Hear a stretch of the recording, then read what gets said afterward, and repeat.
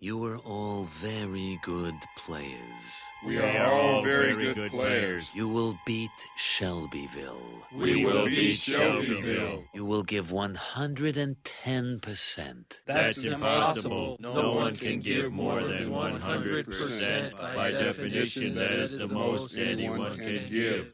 Hi, everybody, and welcome to the Springfield Googleplex, the movie podcast for Simpson fans, brought to you by ThatShelf.com. Each week, we talk about a movie parodied on The Simpsons. Maybe it was The Simpsons that introduced us to the film, or maybe when we finally saw it, we realized, hey, that's where that Simpson joke came from. Regardless, each week we pick one that one of us hasn't seen or hasn't seen in a while, watch it, and come together to discuss. I'm your host, Adam Scholes, and joining me as always is the Wonder Boy to my Roy Hobbs, my co-host, Nate Storing. Does that mean I'm your baseball bat? I think that's what that means, yeah. You're my baseball bat that a tree out of a broken tree that was hit by lightning. Yeah, cool. I think All that's right. accurate. I'll take it. And if you can't tell, I'm recovering from a bit of a cold. I think I'm on like week 5 of this bloody thing, so my voice is not what it usually is. So bear with me. But yeah, to that end, this week we watched Barry Levinson's The Natural from 1984, a film which, had you seen it prior to us deciding to do this? I had seen it about a year ago. I can't remember what... Recently, at least. Yeah. I can't remember what prompted me to watch it exactly. But then when I realized how much it was parodied on The Simpsons, I was like, we have to talk about this movie on the show. Yeah. Because we're going to get into it. But it's a weird movie that... It is the one. It might be like, I know we watched Day of the Dolphin, but this might be the weirdest movie we've watched on this show. But it doesn't have that reputation. No, because it seems like it should be a very straightforward like sports movie, and it is not. No, it's really not. But yeah, tell us what episodes this movie has been parodied on, because it's actually a fair number. Yeah, well, that's what I was sort of surprised by once you sort of did the tally. You might remember it from such Simpsons episodes as Season 1's Simpsons Roasting on an Open Fire, the very first episode of the show. Season 2's Dancin' Homer. Season 3's Saturdays of Thunder and Homer at the Bat. Season 11's Hello Gutter, Hello Fada. And a Springfield Googleplex exclusive? Or at the very least, like, we determined and other people didn't. Season 12's Hungry, Hungry Homer. And today we're actually going to be talking about, probably this should come as no surprise, if we're going to talk about a baseball movie, we're going to talk about the baseball episode, Homer at the Bat, Season 3, Episode 17, directed by Jim Reardon, written by John Swartzwelder, the legendary John Swartzwelder, legendary and massive baseball head as far as I can tell. Yeah. Original air date February 20th, 1992. And guest stars, and this is quite the list, so buckle up, Wade Boggs, Jose Canseco, Roger Clemens, Ken Griffey Jr., Don Mattingly, Steve Sachs, Mike Scioscia, Ozzie Smith, and Daryl Strawberry. Yeah, it's insane that they managed to get all of these people to participate, and they actually especially this early in the run. Yeah, it's pretty early. Because I feel like Season 3 is, like, this is the season where they're, some of the celebrities are still using aliases because they don't want to admit that, or contractual reasons or whatever it may be. So for them to be able to get, this many celebrities, and maybe it's because they're baseball players, so it's not like your traditional sort of guest star, maybe, I don't know, but it is pretty remarkable that they get this many people into the episode. Yeah, I mean, listening to the commentary again, I think the way they pulled it off was just that they basically went to them. Whenever they were in town playing,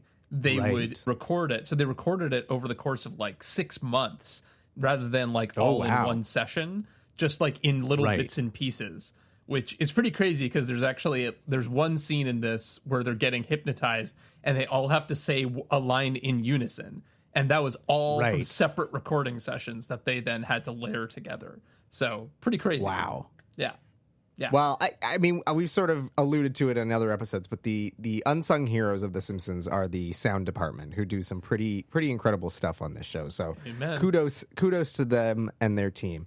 Nate, like, what are your thoughts on this episode? Because this was always one of my again, we've said this every episode in this season, I think, talking about a top 10 episode. I wouldn't say this is one of my top 10 episodes, but it's definitely like one of those ones that I always remember. And when I got that sort of season 3 DVD, was like really excited getting to watch this one again. I think it's a really, really funny episode, if only based on the amount of lines and visual things that I wrote down in my notes. Apparently, I really, really enjoy this one. So what are your thoughts?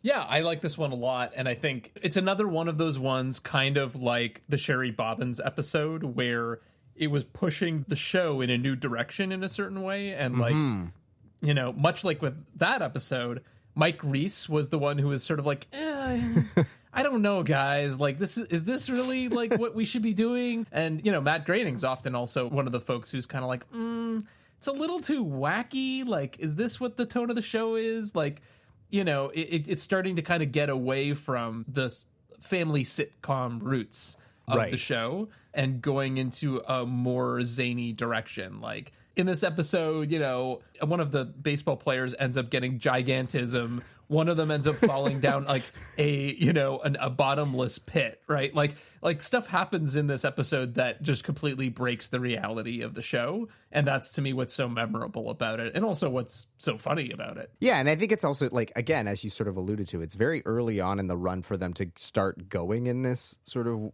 weird cartoonish direction, but I think that's what makes it so charming, is that it does kind of, no pun intended, come out of left field.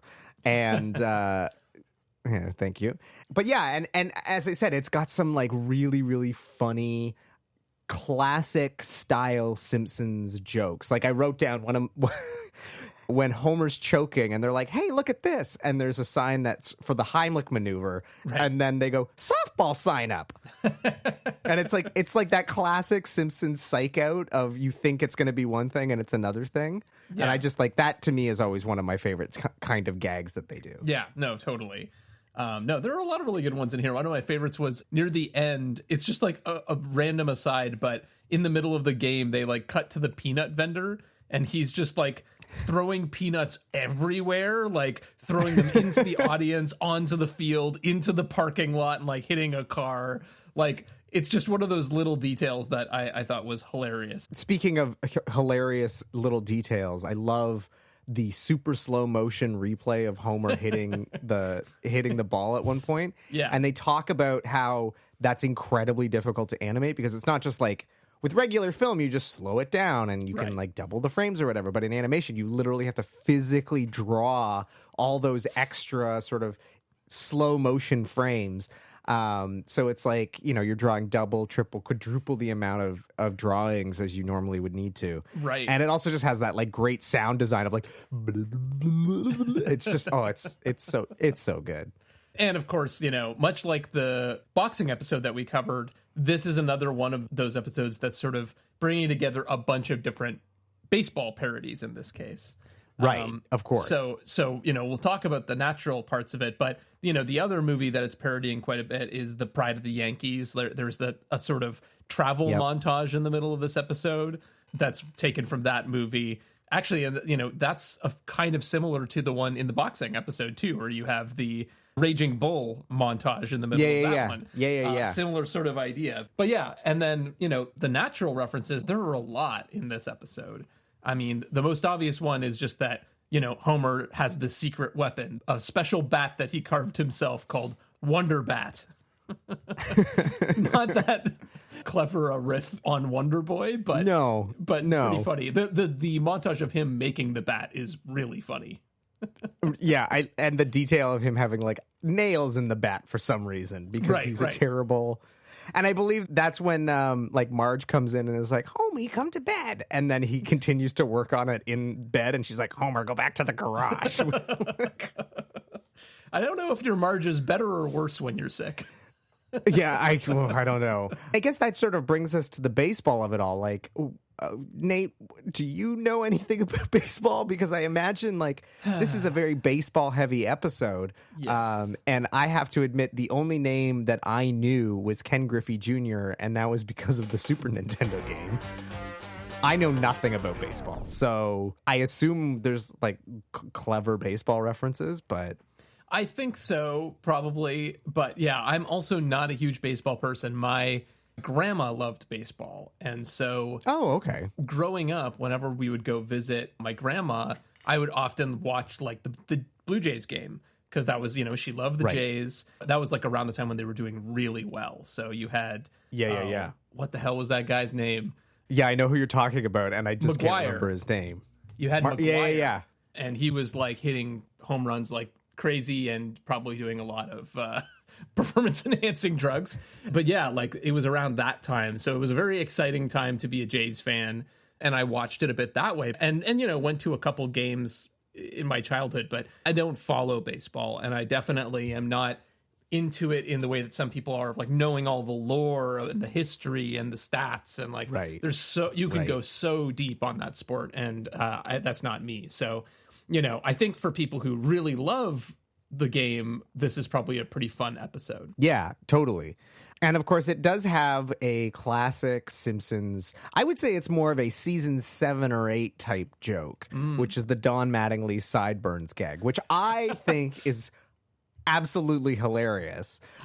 Mattingly, I thought I told you to trim those sideburns. Go home. You're off the team for good. But apparently, not all the members of the Simpsons staff and cast agreed.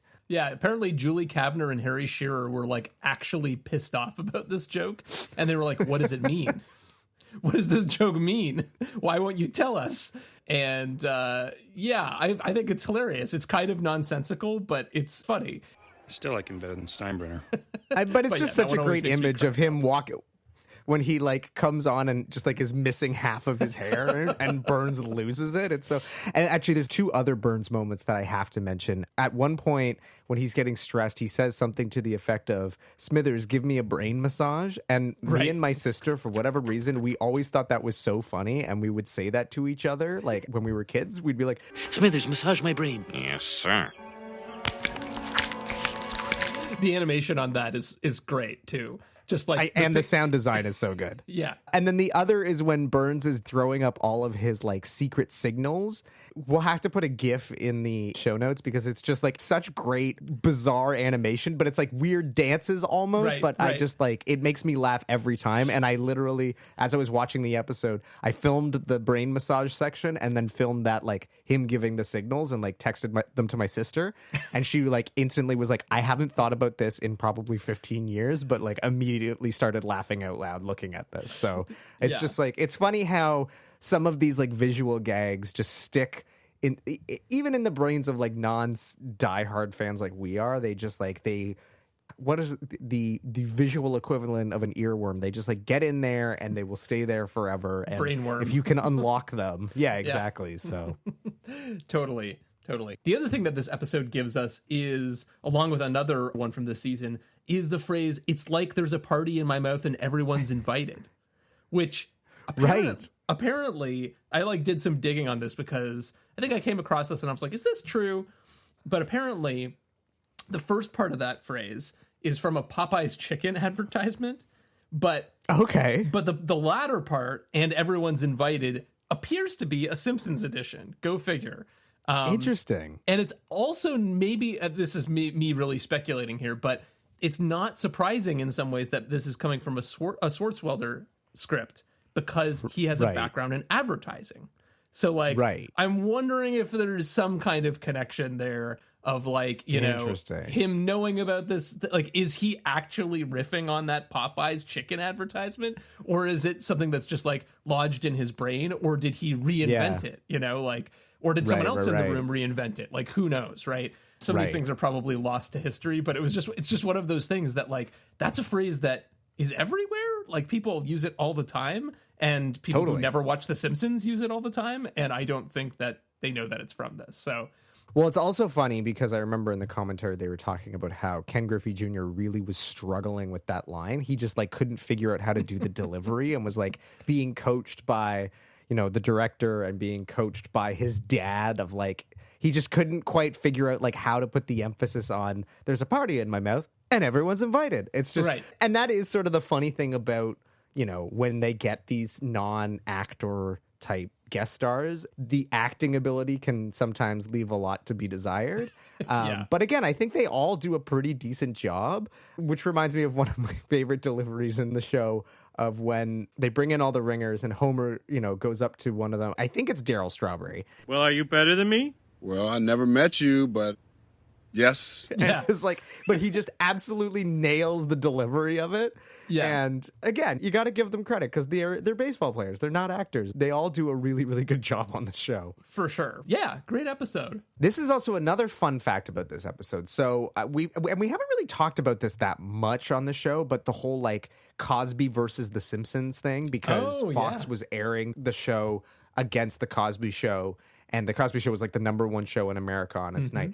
If memory serves, Homer at the Bat is the first time The Simpsons actually beat Cosby in the ratings. So it was like this big deal. And again, is it because of all the baseball stars? Who knows? But this was like a huge deal that they finally managed to beat Cosby, and like, they were very, very excited. Yeah, they probably played the natural score in the writer's room. Dun, dun, dun, dun, dun, dun, dun. Yeah, no, exactly. So Adam, turning to the movie, how would you sum up this movie in a sentence? This is genuinely a challenge for this one. Okay. A former baseball prodigy gets a late in life second chance to stun the world with his baseball skills, I guess. Yeah. But there's also like a corruption subplot, and there's a buy back the team subplot, and there's a Michael Manson dying subplot, and then there's a serial killer subplot, which we never address. Like we're gonna get. This movie is fucking weird. Yeah, it's like if it was what you just said, it would be all right. Yeah, it's just like this guy who, whatever, he gets in an accident or whatever, and then late in life he gets his second chance. It's his last chance because he's getting older, and then he does it. That's a great sports movie, but this movie also wants to be a noir, right? With like femme fatales and corruption and mysteries and all this shit. And like Greek mythology allegories and like so I didn't realize this at the time, but I apparently watched the director's cut of the film because I watched the 4K version, which I guess the 4K edition is the director. I don't really understand. Too bad. But it was also very confusing because like finding information on what the difference between the director's cut is and isn't is difficult because they're just like, it's an entirely different first act. And I was like, perfect. Okay, so like, did I see a completely different first act than Nate did? And I didn't like the movie enough to seek out the theatrical cut to try and compare, because it's not a short movie. No. So anyway, the first act, the lead up, and the introduction to this character of Roy Hobbs. I guess there's more flashbacky stuff to his like childhood, and all this stuff, but. As far as I'm aware, they don't flesh out this bizarre serial killer subplot any better. Which, like, again, I didn't understand what was happening as I was watching it because she like disappears, and I was like, "Is she a ghost?" We're sort of getting ahead of ourselves here, but like, I need to tuck into this because it makes no sense. At some point, there's like a newspaper article about it, and then they try to blackmail him with this information as if it's his fault that he was. Like an attempted assassination on him, therefore he's bad at baseball. Like it makes no goddamn sense. Like it is so confusing. Yes.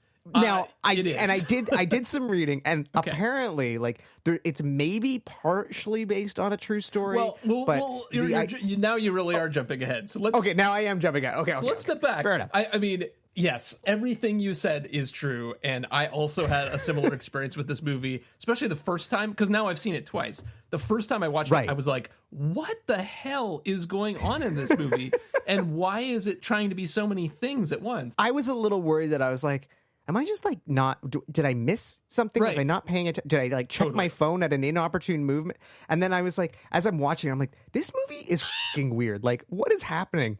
Yeah. And so when Nate and I were like preparing to talk about the episode, he's like, I'm really looking forward to talking about this one. I'm like, yeah, I don't want to spoil anything, but this movie's fucking weird. Like, and Nate's like, yeah, okay, you think so too. Good. It's not just me. So we both had the same reaction of like, is this just me or is this movie weird? Well, because again, the reputation is not that. There are lots of people that I know that love this movie. It's on like every list of the best baseball movies, and so it felt like I was being gaslighted, where it was just like, what's going on? Am I crazy? Am I the only one that thinks this movie is super weird? But thankfully, Adam made me feel seen. So, Adam, what is your background with this movie? Okay, so here's the funny thing, is that I knew the iconic score, and it turns out I know the iconic score probably because of The Simpsons. And I feel like it's one of those instances where they're not doing a sound alike. They literally like are using the actual score. I could be mistaken, but maybe it's one of those like Alf Clausen, like the sound alike is so close that I'm not.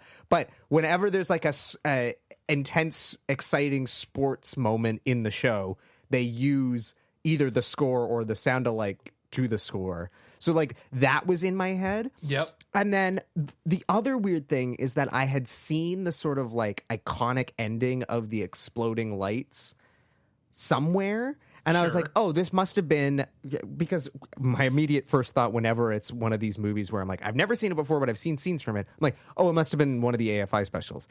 But then I went through all the lists and I'm like, this is not in any of the top 100s that I watched. Yeah. So I have no idea why I know that. Well, again, like, and then I was like, oh, well, maybe it was in that MGM opening on all their DVDs. They would have like a montage of like, but it's not an MGM movie, so that's not it. So I genuinely have no idea why I know that. It probably is also The Simpsons, because that score is definitely used many times, and probably about half of those times they also do something similar to the ending, with like something exploding or just something ridiculous happening. Like a good example is when Homer bowls a perfect game, and they use the score, and it goes into slow motion, and he sort of like throws the ball into the air, and then it comes down and crashes into the pins and causes such a big explosion that all of the pins in the entire bowling alley get knocked down. So it's clearly a parody of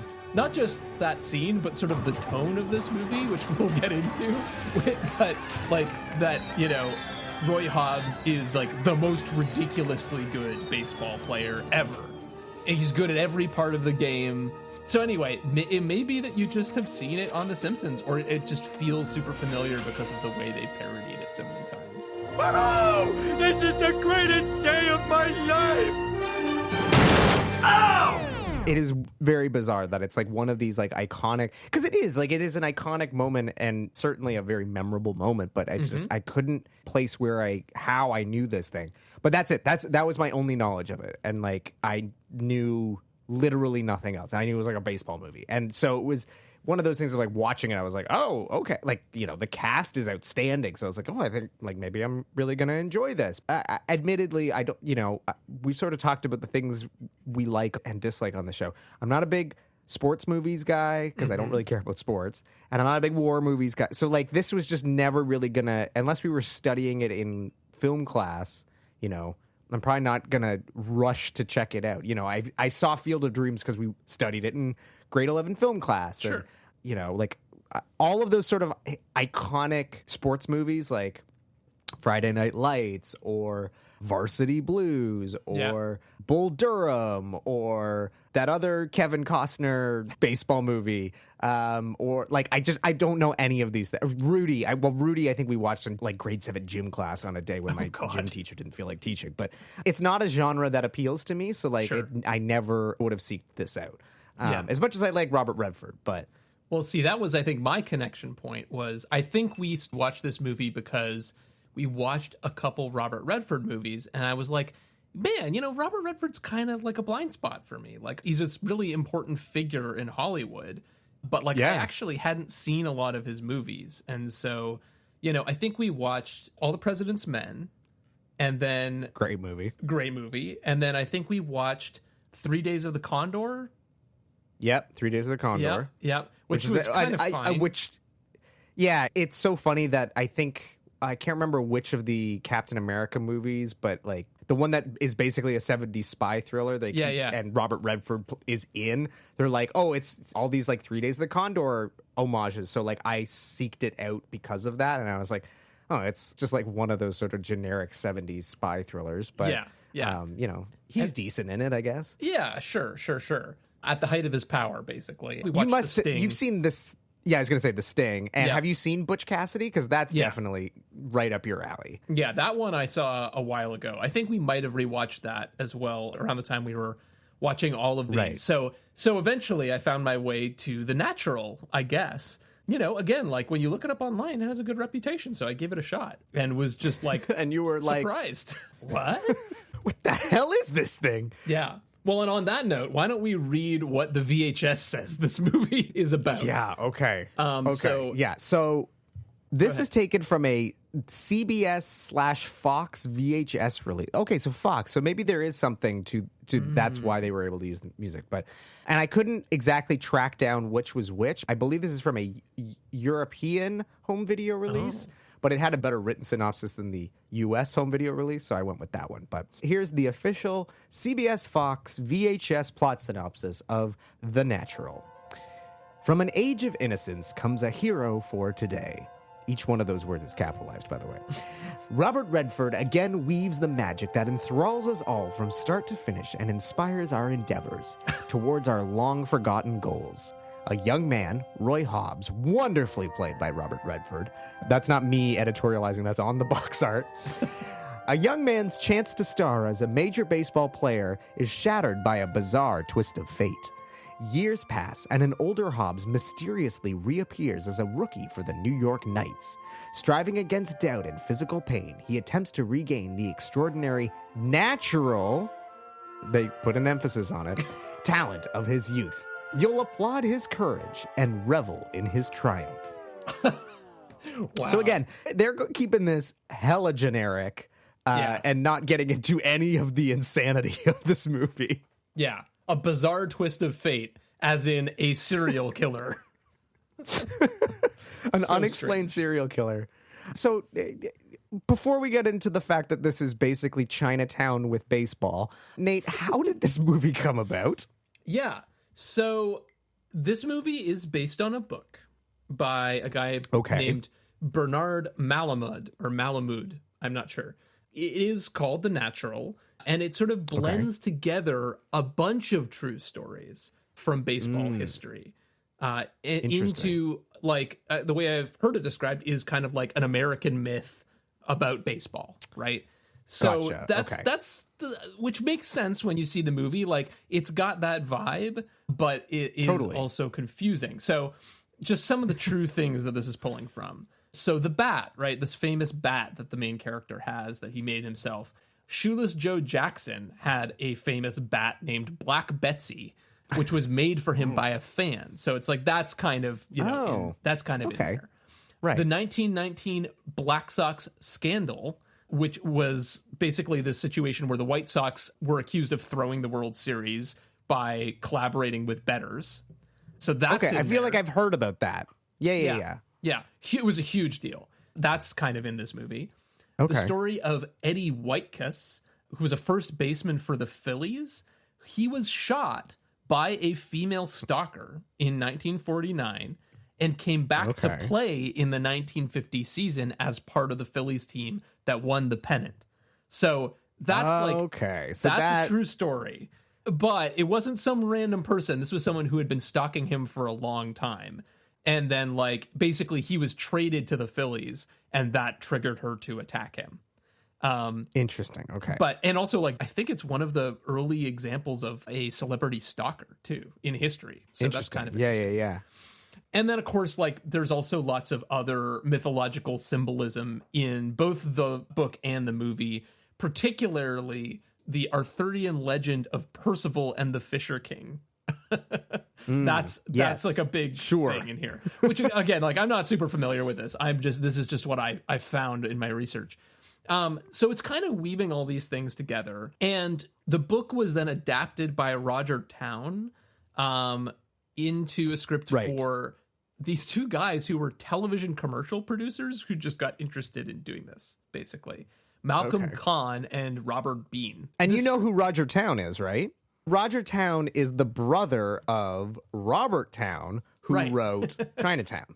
Right. So interestingly enough there. And also, I mean, he famously wrote Chinatown, but also he might be the credited screenwriter, along with David Koepp, of the first Mission Impossible movie. So there you go. There you go. So it's interesting that his brother, is now writing this baseball movie that has shades of Chinatown in it. Whether or not that's a coincidence, I don't know, but I just thought that was super interesting. Yeah, I haven't read the book, so I am curious, like, to what extent they're sort of playing up that aspect of it, or if that's all in the source material. I think, like, a lot of the plot is, but the style is so Chinatown. It's so that sort of era of noir. So Barry Levinson became interested in adapting the novel after he'd finished Diner in 1982. Right. But the rights weren't available, so he wasn't able to kind of pursue it immediately. But later, Robert Redford basically just asked for a meeting with Levinson randomly, just because he liked his work. And they went to his office, to Redford's office, and somehow they got on the topic of baseball. And Redford was like, "Oh, have you read this novel called The Natural?" And Levinson's like, "Yeah, I've read that novel. I love that novel." And so Redford goes and roots around his office, and he pulls out the town script that he just had lying around. And he was like, "Hey, have you read this?" And so he read it, and they're both like, "Okay, let's do this." And they bought the rights. So that's how it kind of came together. It's like this weird series of coincidences, basically. That's wild. As you might imagine, the casting was very focused on just finding actors who could play baseball and baseball players who could act. And it seems like the consensus out there is that they actually did a pretty good job. A lot of people commented on, like, Robert Redford being pretty convincing, especially because he's playing, even though the character is supposed to be too old to be playing baseball, he is playing much younger than he is at this point in time, I believe. Oh, really? I mean, obviously, so. like in the flashback stuff, if that makes sense, but I just assumed that the older Roy Hobbs is meant to be Redford's age. Although I guess, like, maybe that, because he's probably in his 50s by the time he's making this. Yeah, so I mean, Robert Redford was born in 1936. Okay, yeah, so this movie comes out in 1984, yet another 1984 movie. So Robert Redford is 48 when this movie comes out. And he's playing 35, I think, something like that. Oh, okay. See, I did not clock that. I thought he was, like, playing his age. No. He's playing, like, 10 years younger. And again, still today, like, in the grand scheme of things, I believe that's considered pretty old for a baseball player, 35. Oh, 100%. So 100%. In this movie, Robert Redford is actually pitching and batting convincingly, which is kind of crazy. And then he's not the only one. Like, all of the other folks, it seems like, are doing a pretty convincing job by, the standards of baseball fans. So that's pretty cool. And then the other thing is that they put a lot of effort into the period dress and the uniforms and the baseball equipment and the baseball stadiums and the architecture and just, like, all of that stuff to really get this moment right.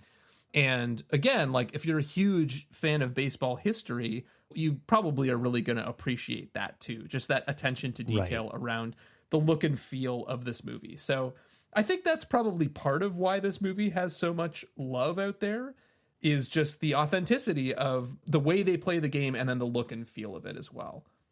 Well, let's start by talking about Redford and his performance, because obviously, like, as you alluded to, you went back and you watched all these old Robert Redford movies, and I was familiar with Robert Redford from, my childhood favorite movie was The Sting, and then, went on to enjoy him and other stuff. I think he's great in this. Like, there was a part of me that did sort of have that, like, is this a vanity project kind of thing? Because he is clearly this old guy playing a lead in maybe a less than believable way. And unlike, sort of the modern movie star, like a Tom Cruise or a Robert Downey Jr. that, kind of hasn't allowed themselves to age, like Robert Redford famously, like, aged. He always looked age appropriate. And again, like, in this movie, he doesn't look 35. He looks old. But I think he gives a very, very compelling performance, and I think he's definitely one of the things that kind of, considering I'm not into sports or baseball, like, he kind of kept this movie chugging along for me. Yeah, no, I also thought that he did a good job. I had a lot of the same sort of concerns, I guess, about this movie being kind of a vanity project.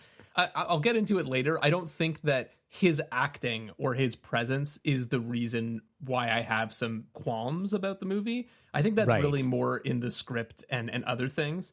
But I think he's doing a good job. Like you said, he is one of the elements of this movie that is carrying it forward. And even though weird things happen with his character, he manages to make you come along for the ride for the most part. So yeah, I mean, and you can really, I think it's one of those things that like it is a very movie star-ish performance. Like we sort of talk nowadays about the lack of movie stars, but like Redford was the kind of guy who could like carry a picture, as they say. Like, you know, you cast someone like him and the film is going to succeed on his casting alone. Yeah. And I think a movie like this that is kind of like, you know, structurally kind of weird and maybe, you know, a niche, although I guess like baseball is America's pastime. So maybe there's a bigger market there, but you need someone like Redford to carry this. It's so funny too, to think that the other sort of baseball movies that come to mind, it's like Kevin Costner, and Costner kind of has that same, I don't like Kevin Costner as much as Redford, but like they have a very similar sort of like movie star path right up to the fact that they then go on to become like directors and like have very successful directing careers. Like they kind of run these parallel paths of like similar careers. Have you actually seen any of Redford's directorial works? I don't know that I have. Ordinary People's been on my list for a really long time, but I've never actually seen it. I watched Quiz Show a couple weeks ago. You watched it because I told you to watch it, I think. I recommended Quiz Show. So I have seen something that he directed. It's also a very weird movie. I didn't particularly love it. And more importantly, I was just like, I guess what it came down to was like, it's just a very generically directed movie. Yes. And so it's one of those things of like, for Redford to become well known as like a filmmaker, I'm like, there's nothing about this that makes me go, oh yeah, like this guy is going to become like a legendary filmmaker. It's just, I thought that was interesting. So Redford's just an interesting guy, I guess. He's obviously, a very found Sundance and all that. Well, so that's the interesting thing about this movie is this is kind of his return to acting after a break. And this is like right after he has his directorial debut in 1980 with Ordinary People, and he also has just founded Sundance. So, and sort of like interesting, and started all of those organizations that kind of like keep all of that stuff running.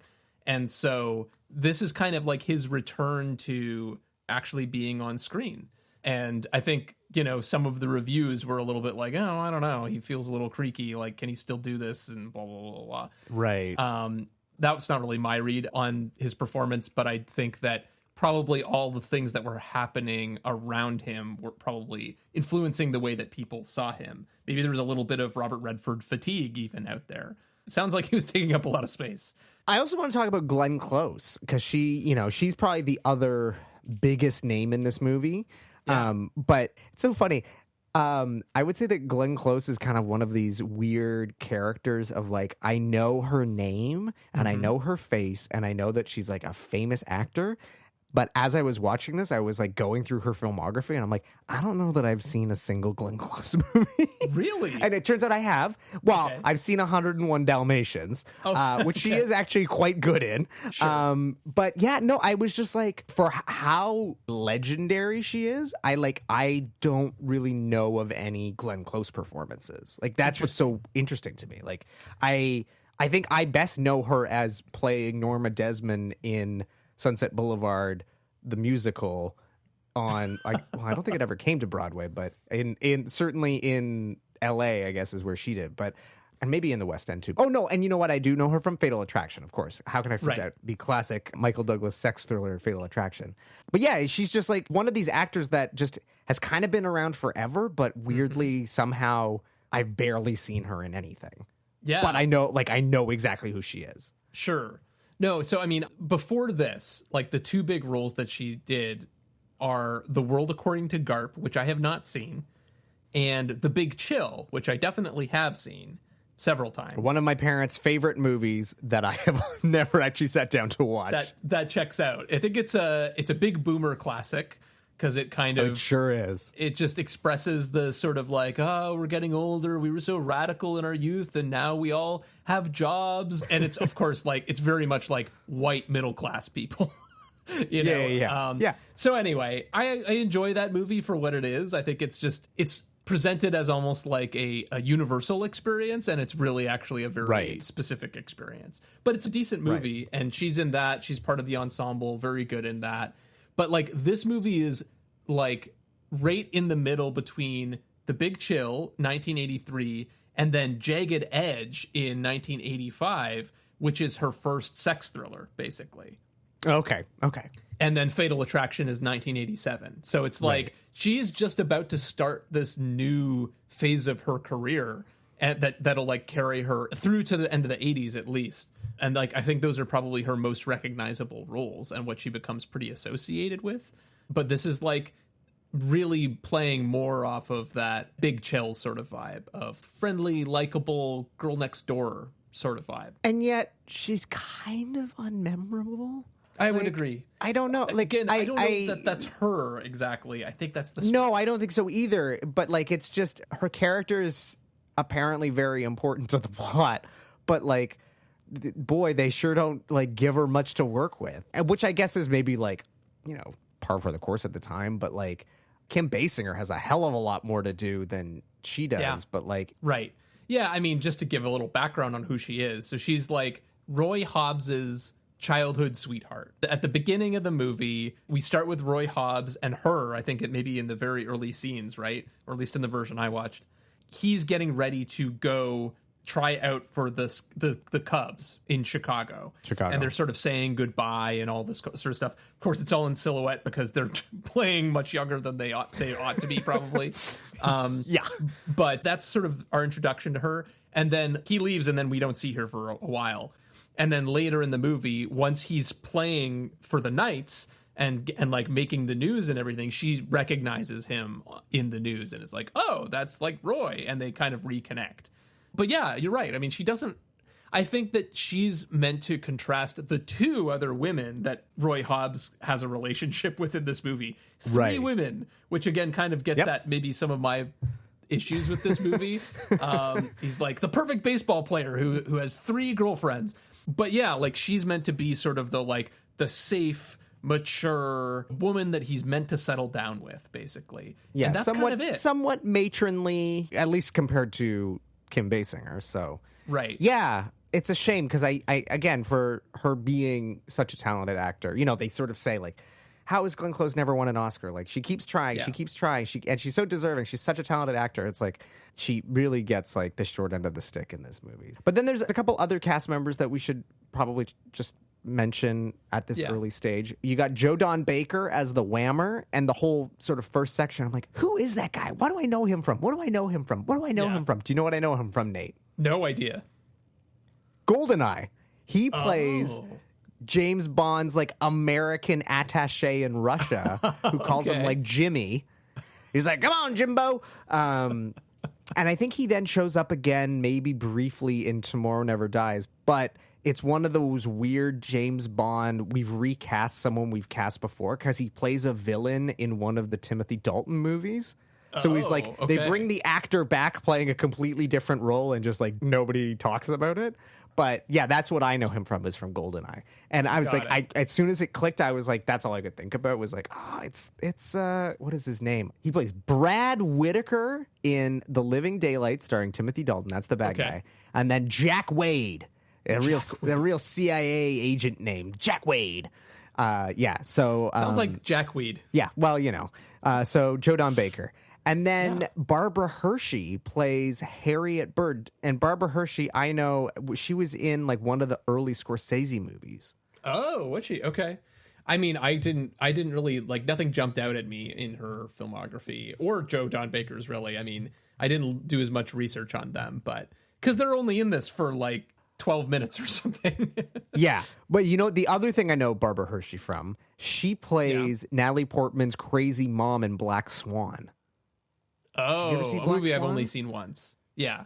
Okay, well, yeah. So that's a fan favorite in our household, and she's very creepy in that movie. So that's the other thing that that I know her from, but interesting. Yeah, I mean, and so Joe Don Baker's basically doing a Babe Ruth impression. 100%, yeah.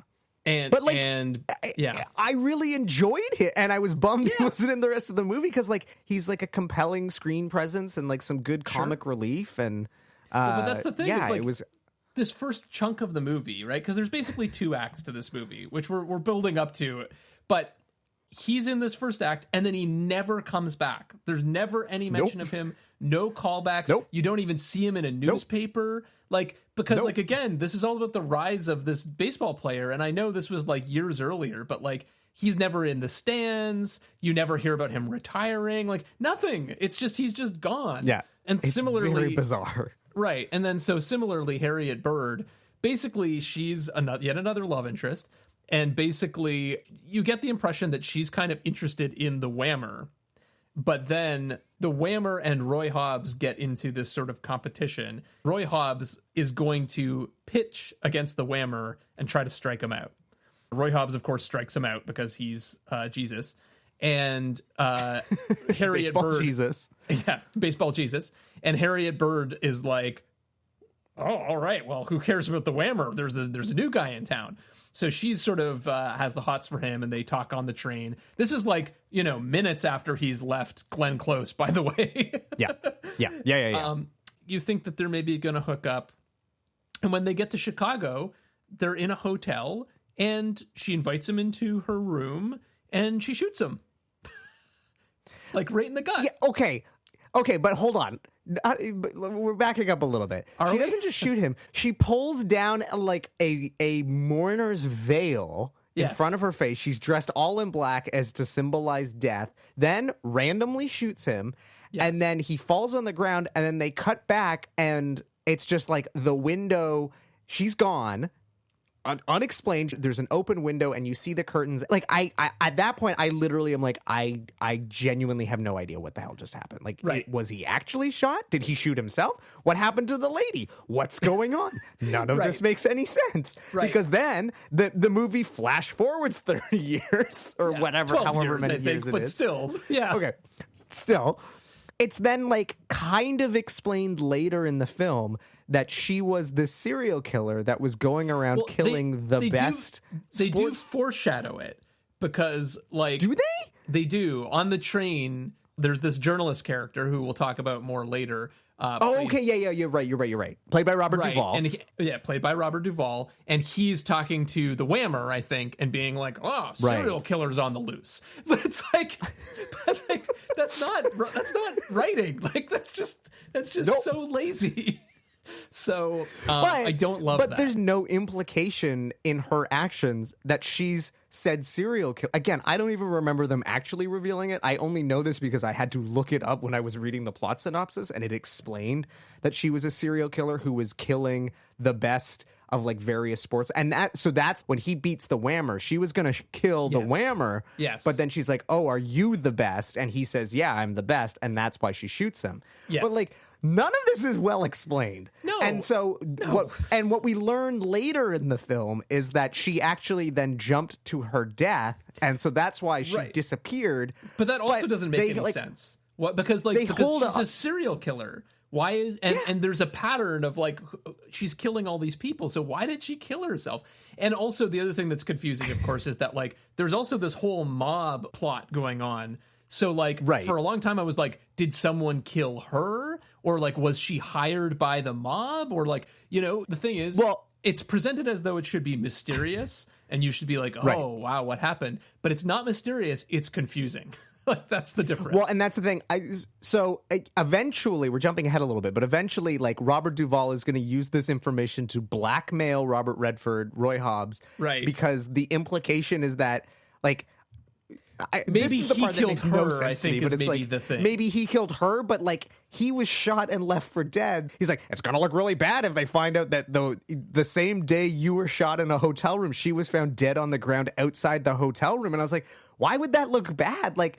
That doesn't make any sense. What are you talking about? None of this makes any sense. But I think part of it is that they wanted to like tie everything back to like Greek mythology and the monomyth and everything. And so she's supposed to be like representative of like the sirens and this whole idea of like the sirens call, they're beautiful and they seduce you and then they kill you. So it's like, none of this comes through. She does say it explicitly, to be fair. When they're on the train, she says something like, do you like Homer? And he's like, the only Homer I know about is the one that makes you go around the bases or some such crap. And sorry, being a little derisive. But, they're trying to like make you think about mythology and all that kind of stuff in the script. But yeah, I don't know. It just doesn't, and it doesn't totally work for me. And like it's also mixing different mythology because it's that's part of the problem. There's Greek mythology, but then there's also Arthurian shit in here. And it's just like, you just pick one. Like, you don't need to do both. It's too much. And this is my big problem with the film is like, and this is maybe the surprising thing is that anytime there were the baseball scenes going on, I was locked in and I was enjoying it and I was like into it and I was on the edge of my seat and being like, are they going to make the home runs? Are they going to get the points? Are they going to win the game? Totally into it. And then anytime they were doing all of these like 17 subplots, I just could not care less because I just could not follow what the hell was going on.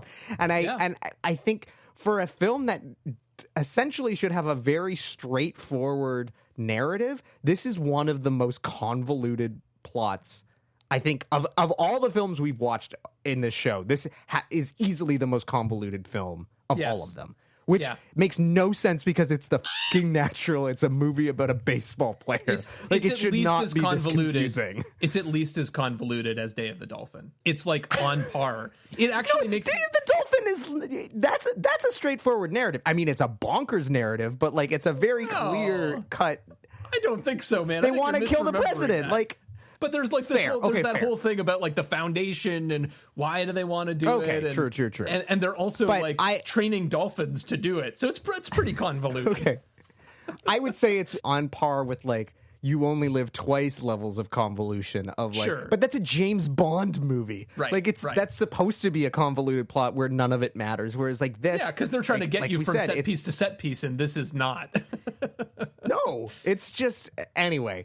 I do want to talk about one of the, like, my favorite things about the whole movie, though, which is the cinematography. Because I think, without question, this is a gorgeous movie. So it was shot by Caleb Deschanel. If that name sounds familiar, it might be from his work on Twin Peaks, the movie Being There.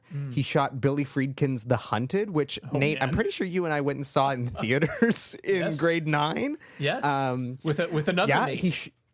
Yes, the two Nates. He also shot the film National Treasure.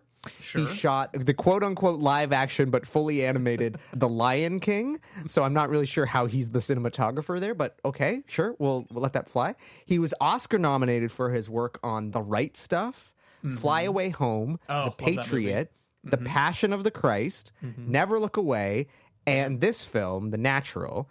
And perhaps not necessarily known to everyone, but certainly is known to me once you... And this will make sense when you hear it.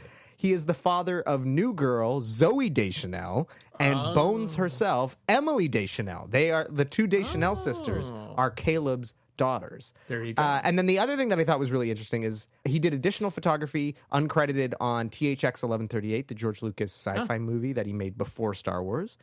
And he shot the newspaper sequence on The Godfather and some inserts for Apocalypse Now. So he's no slouch. Let's put it that way.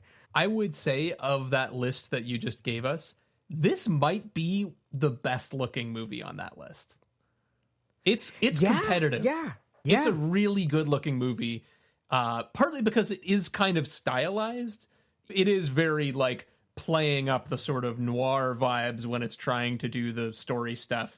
And the baseball stuff is mythological. You know, it's always magic hour. At the end, there's sparks. And, you know, it's very, very dramatic, which allows it to be very beautiful as well. The shot for me that kind of like sold me on the rest of the movie was the shot of Glenn Close sitting in the stands where she's wearing this like white outfit and this white hat and she's perfectly backlit to make it look as though she's like an angel in the stands. Right. And apparently I was reading the IMDb trivia. So again, like I don't know how accurate this is, but according to the IMDb trivia, that shot was very, very carefully planned to give her the appearance of a guardian angel. And they literally waited until a clear day when the sun was setting and would be just at the right spot so that it would shine through her hat and make it look like she had this halo. So it wasn't like they put a light in the stand or put a light behind, like that was actual natural sunlight, which I guess, you know, it just does give this extra level of aura and otherworldliness to it.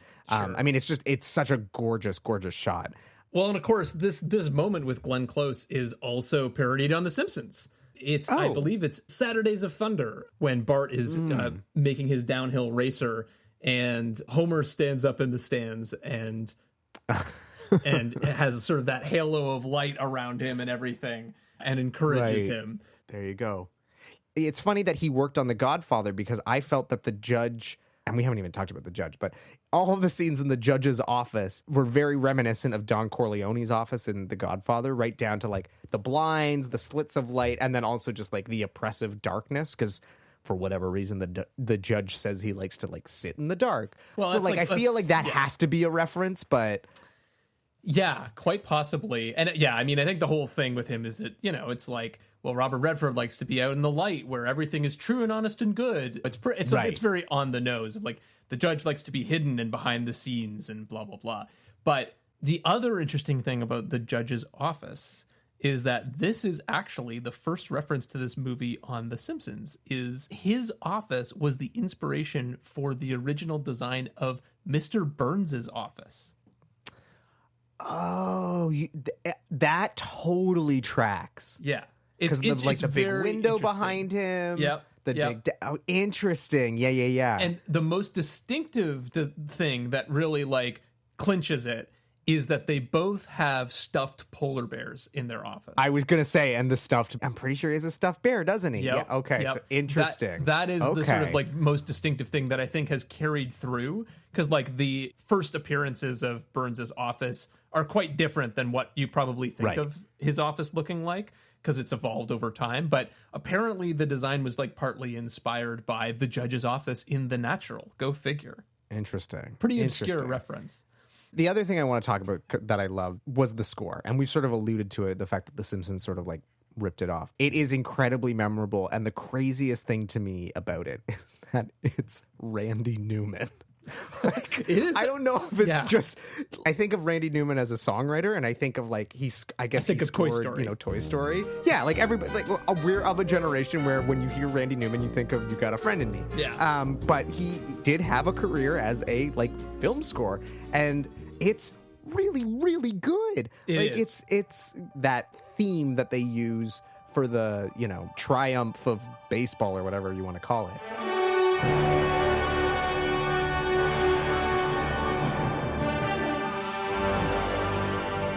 Yes, obviously part of it is because we've heard it 1,000 times in these Simpsons parodies. But it just has, there's like a John Williams-esque vibe to it that just feels very, very iconic and anthemic. And it makes sense that The Simpsons would keep coming back to it, because it sounds like the thing that it is representing, for lack of a better way of describing it. Totally. I love the score, and I think, it is exactly everything you said. It just captures that moment so perfectly. I think part of the reason why it's so good is that it is also quite inspired by, I think, another piece of music and some other composers, but most particularly there's a piece called Fanfare for the Common Man, which is by Aaron Copland.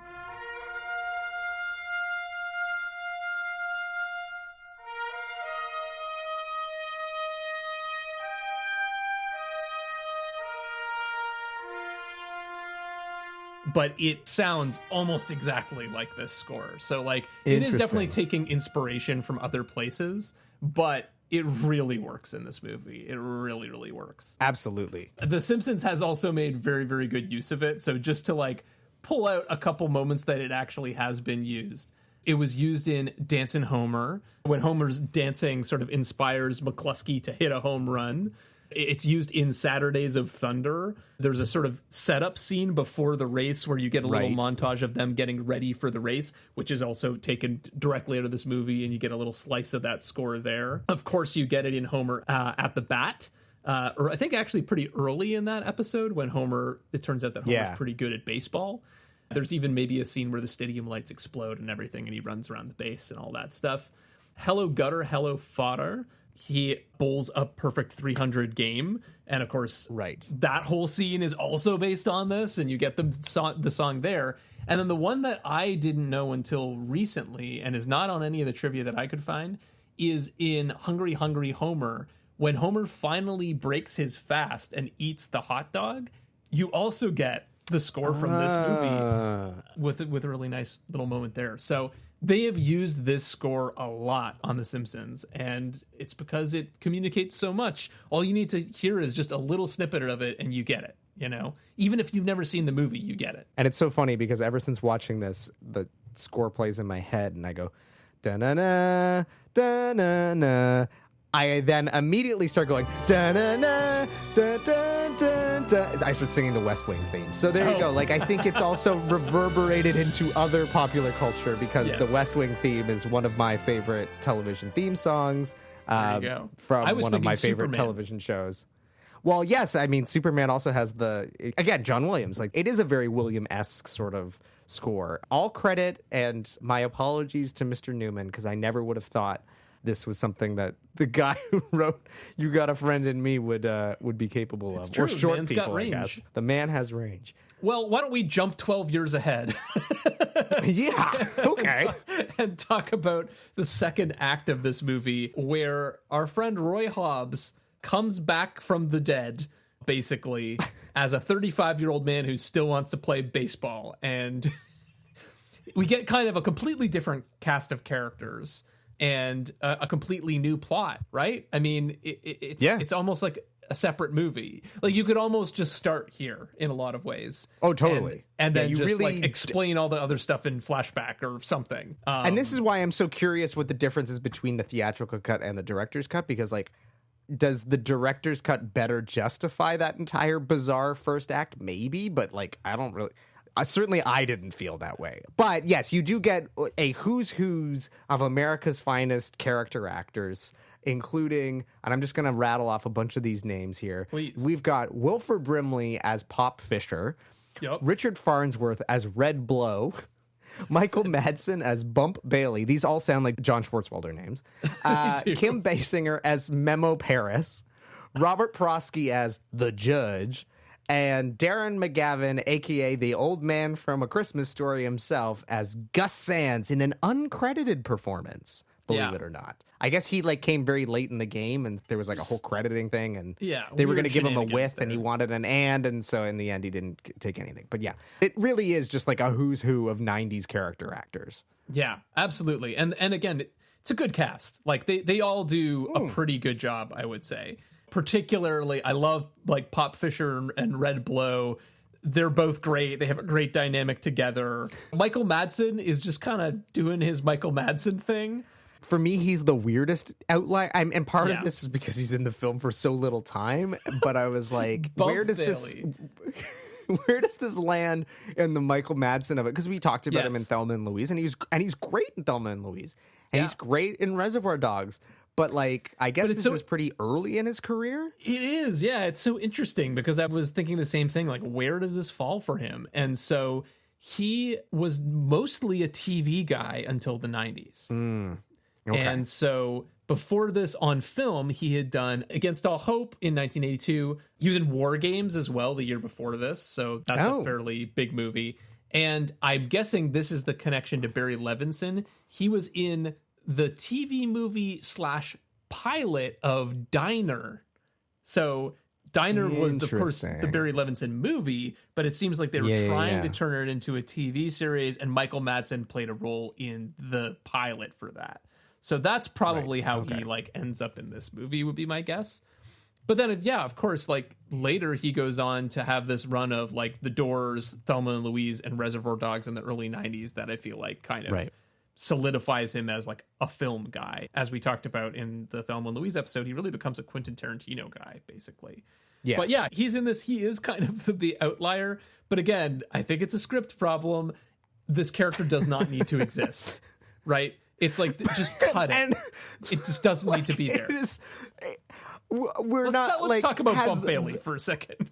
Yeah, we have to address the elephant in the room, which is the death of Bump Bailey. That's the name of my like bluegrass album, The Death of Bump Bailey. God. So basically he's like this Nate. He's this the jerk on the team after Roy Hobbs shows up. He's been traded to the Knights, and Bump Bailey is sort of like this star player, I guess. Yeah, Bump Bailey. But the thing that happens is, like, they kind of are setting him up like there's going to be some kind of rivalry. He's with Memo Paris, played by Kim Basinger. Yep. Basinger. And what ends up happening is they're just playing a game at some point, and he's running to catch a ball, and he runs through the boards and dies. And he dies. He just dies. It makes no sense. And I was reading up on this, and because I was like, one of my questions after watching this was like, why does he die? And like, what does it have to do with anything? And basically, the explanation I found was that, like, okay, so Roy Hobbs is joining the team, and Coach Fisher does not want to play him because he's pissed off that he feels like he's being jerked around, basically. Yeah, because he's Wilford Brimley, and he's old and he has diabetes, and that's right. You know, he's grumpy. I'm Wilford Brimley, and I'd like to talk to you for a few minutes about diabetes. And so I guess the reasoning was Bump Bailey's death opens up a spot on the team for Roy Hobbs to take on the role he takes on as like a hitter and all that stuff. But it's kind of like that seems too messy and it's not explained well enough. Like, just cut it. Just cut it. And they couldn't come up with a better way to kill him off than he ran into a wall. Totally. And that's the thing. And that one of my favorite what the moments in this is the moment where that happens, and then they cut to like a newsreel. They cut to his funeral. That's the funeral of Bump Bailey. And like literally the first time I watched it, I was like, did that actually just happen? He just died? Yeah. And then the best part is the funeral, it's in black and white, and because it's kind of like a newsreel sort of thing. And then it fades to color, and they're like, let's play ball. And then it just goes into a baseball game. It's like, is this meant to be funny? Like, I don't know what the hell is going on with any of that subplot. The tone of this movie is just all over the place. It really and like is. It's so hard to pin down. But yeah, the death of Bump Bailey. Unnecessary. Madsen's fine, but like he doesn't have enough to do because he's not in the movie long enough to get anything to do. Well, and it feels like they're setting him up to be this ongoing character. Like, he's going to be the one who comes to respect Roy Hobbs by the end of the movie. Totally. He seems like that kind of foil character, and then they just kill him off. It's just absolutely so bizarre. Anyway, whatever. I'm not going to dwell on it. So, oh God, where do we go from here? Well, I guess we should talk about the quasi mob / corruption scandal element involving Kim Basinger and the judge. They established that the judge bought the team out from under Pop Fisher, Wilford Brimley's character. Yeah. But gave him an ultimatum that if they win the pennant that year, he can buy them back. And so Redford's character is like, okay, well, I got to win this for Pop to I'm going to prove myself, and then he's going to get his team back, and everybody will be happy. And then at some point, it's the classic thing of like the judge comes along and Darren McGavin's character, Gus Sands, and they're sort of in cahoots, and they want to get Roy Hobbs to basically throw the season. And of course, he's a good, upstanding American, and he's not going to do that. And that's sort of the thrust of the second act of the movie, on top of this bizarre subplot of Robert Duvall's character is a sports reporter who was present. Didn't even talk about Robert Duvall. We haven't even got into this. We haven't got into this yet. He was present at the beginning when he has the bet with the Whammer, and he overtakes him and he wins. Duvall's there and witnesses this, and then like flash forward 12 years, he forgets about this, but then he's always sort of like suspicious about like, where did this Roy Hobbs character come from? And so he's trying to figure out the mystery of what's going on, but like it's never really explained why he's trying to solve this. And again, he then starts to kind of blackmail him, or also be like, you don't want the story to get out. And it's like, why do you not want the story to get, like, it's meaningless. Who gives a shit? Like, nobody cares. It's kind of implied that he's in cahoots with the judge too, I think, kind of like softly. Maybe. Like, maybe the judge is influencing him or something like that. But, right. But like there's the scene where he goes to the library and he's going through all these old newspapers to try and find out who Roy Hobbs is. And then he like finally makes the connection about the whammer. And then, like I said, he brings up the fact that he was shot and then the woman who shot him killed herself. And he's like, oh, it'll look bad for you. And he's like, like, what? What are you talking about? Like, there's a reason why that doesn't make any sense, and I'll get to it at the end because it's kind of a spoiler for the end. But yeah, so that's right. I mean, that's what the remaining plot of this movie is. But Kim Basinger also fits into this plot, and this is another one of those things that's like a what? What the is going on? So the judge is using Memo Paris, Basinger's character, to kind of distract Roy Hobbs. Right. And by the end, they sort of pressure him to actually throw the game. But like, that's kind of their plan for most of the second act of this movie is to distract him with a woman who is going to like make him bad at baseball. Like, and there's sort of like an implication that there's some kind of curse going on, right? Like Pop Fisher's like, watch out for, I don't even remember what it is that he gets cursed by, but like, that's the thing that drives me the most crazy about this movie. The Roy Hobbs character, you never really get the impression that he tries at anything. Right. He just is good at baseball. And then he gets... You might say he's a natural. Yeah. But like, he's just... Most of the time you're watching him be great at baseball and just like hitting everything, winning lots of games. And then he gets kind of mysteriously cursed by, and I can't even remember like what the hell the curse was. And then he's just bad at baseball. And then he breaks up with Kim Basinger, and then he's good at baseball again. It's just like, but that has nothing. He's not trying, he's not getting better at anything. But there's a whole subplot where like Glenn Close shows up later on. Yes. Right. Like she shows up in the stands and that helps him win a game. Yeah. One of his gets early out of games. his curse, his slump. Yeah. And then there's something about a son. Like he maybe. Yes. She has a son that is supposed to be his. Okay. Right. And then that's what like fuels him to win the big game at the end. And and then this is the other thing. I'm jumping ahead to the end, but the wound that he had, because he got shot 12 years ago, all of a sudden miraculously opens up again in the final 20 minutes of the movie. Yeah. So he starts like... Well, because the bullet never went away, and now it's like... Yeah, like... insides and... Yeah, anyway, it's just like... Again... This plot, it did not need to be this convoluted. It could just literally be a baseball movie. It could have been 90 minutes and it would have been great. Because all the baseball stuff is great. You don't need any of this nonsense. Yeah, totally. Or at least like pick one of these subplots. Right. You don't need all of them. Like we don't need the Robert Duvall character. Or if we do the Duvall thing, we don't need the like Paris and the judge thing. Or we don't need the like who he has to win the pennant so he can like win the team back for Pops. And right. Oh. It's trying to do so much. It is. And in the middle of it, again, like, I think Robert Redford's doing a good job, but his character is the only thing that's not changing all the time in this movie. Right. And that's the thing that works the least for me, is that, like, you just have this main character that's not evolving and changing and is just always great, always right, always doing the right thing, not really that conflicted about things. Like, the biggest conflict that he has is he's just like, do I like Memo more or do I like Iris more? And then he's like, no, I like Iris more. That's it. That's like the biggest conflict I feel like for him in this movie. Well, and that and his wound magically reopening. But, right, but that's not an emotional conflict. That's just like no. Yeah. When they try to bribe him at the end, he's just instantly like, nope. I'll never do that. And, sort of throws it in their face. That really drives me crazy. And it does remind me, you mentioned like Tom Cruise earlier, and it reminds me a little bit of like the way that Tom Cruise is in some movies, right? It's sort of the Mission Impossible thing. It's sort of the Top Gun thing, right?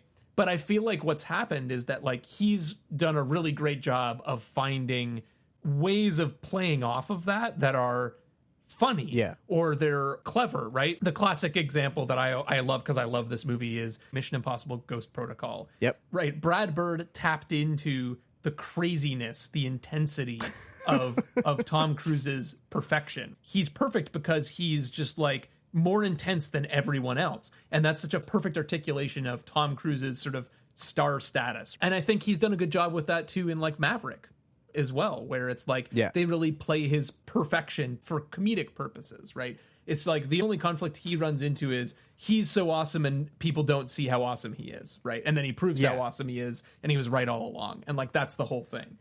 And I feel like this is not quite tapping into the interesting part of like how you would play a character like that. It's just a little flat for me. He's too perfect. The thing is with those like Tom Cruise performances is that those movies aren't serious, right? Like this movie takes itself very seriously. It's prestige-y. And yeah, you're right. His character, he is the main focus of the story, and yet he arguably goes through the least amount of growth of any of the characters. Yeah. If he was nominated for an Oscar, what would his Oscar moment be in this movie? Despite it being a prestige-y movie, it's like, what would it be? Well, it would be the final moments of the film. You mean when he hits the baseball? It is such a... I mean, it's not an acty moment, but it is like, it is a very effective, powerful moment like that. 100% for the cinematography that would be the clip. and the editing, not because of his performance. I don't know. I know, but I'm telling you, that would probably be the clip. It would have to, because like, what else is there? But that's what I'm saying. Like maybe the scene where he confronts the judge. Yeah, maybe. Yeah, but that's just Robert Redford doing his star thing. This is the same performance that he gives in 3 Days of the Condor, basically. It's the same performance he gives in All the President's Men, which is a great movie and an infinitely better movie, but it's kind of the same Robert Redford performance. So yeah. So yeah, to me, that is the biggest problem. I feel like I could overlook a lot of plot nonsense if the character arc was stronger in this movie. Well, let's talk about the ending, because I do, for all of this film's flaws, I have to say the final, 15 minutes of this movie literally had me on the edge of my seat. Absolutely. Especially that moment when he breaks Wonder Boy. Wonder Boy. When he breaks Wonder Boy, see, this is the goddamn Simpsons. I literally was like, shit, like what's gonna happen? Because like they've established throughout this entire thing, like that's the magic, that like it's this special bat, and like yes, it's his skill, but like there is something magic here, and again, I'm a dad now. This beautiful moment of like the Bat Boy, who throughout the whole movie Redford's kind of been like mentoring, and he's like, well, go pick me out a winner, Billy, and he brings him a bat that clearly this Bat Boy himself has done the same thing. He made his own bat. And I can't remember what he has carved in it. Do you remember? Savoy Special, I think. Savoy Special. And he gives it to him. And then that's when we get one of the most visually incredible moments in arguably of any of the films we've watched in this show. But he knocks a homer, flies into the lights explode, and then it's just literally raining sparks in slow motion as he runs around the bases and, wins the game, wins the pennant. Pops is going to get his team back. It's the power of baseball or the power of sports or whatever. Again, I'm someone who does not give a shit about any of this stuff, but I was totally tapped in and like drawn in by those final moments of the film. And you've got Newman's score is, the horns are honking. It's like, it's such a phenomenal ending, albeit very abrupt. Because then it's just he's running the bases, and then it's just like title card that says the end. And I was like, okay. You're forgetting one thing. So what happens, at least in the version I saw, is he's running around the bases, and then you cut to the baseball flying through the night sky, and then it fades into a baseball. Oh, yes. Flying through a daytime sky, and then you're out in the field. Basically, it looks exactly like the beginning of this movie, and there's a boy who could be Roy Hobbs, and he catches the ball, and then you see that Roy Hobbs is in fact playing baseball with his son, and Iris is there in the field. Right, and then then we get the thing that I haven't seen in a movie that isn't from the 1930s in a very, very long time, which is the title card that says "The End," which I was like, oh. Right, I forgot that movies used to do that in case it wasn't clear. This is the end of the movie. Well, it is kind of like it's a period piece, so I bet they were probably like, well, we should do it up old-fashioned.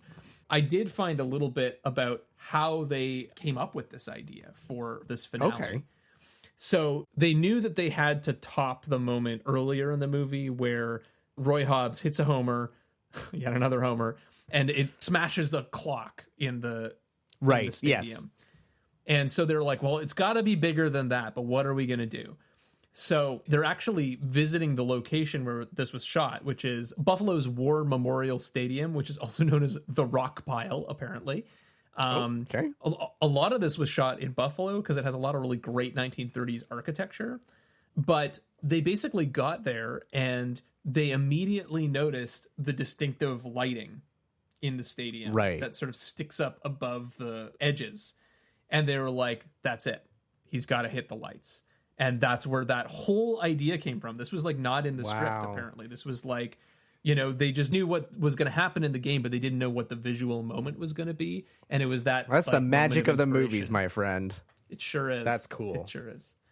I mean, it strikes me, you were talking about the fact that you're not really a sports person, but this just affects you. And I think it ties back to what we were talking about with Westworld a little bit, oddly.